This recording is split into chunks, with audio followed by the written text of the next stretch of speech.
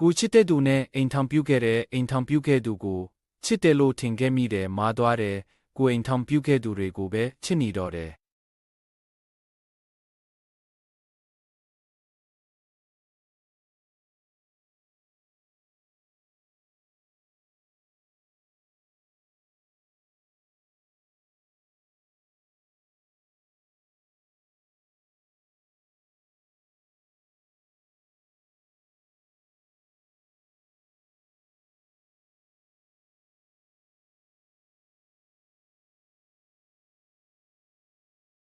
ယောက်ျားတွေနဲ့ရင်လူမသိရဘူးကလေးနှစ်ယောက်ရပြီးတော့နှာထပ်နေသေးတယ်ဒီလိုလုပ်ပေးမှတန်ခါကြမယ်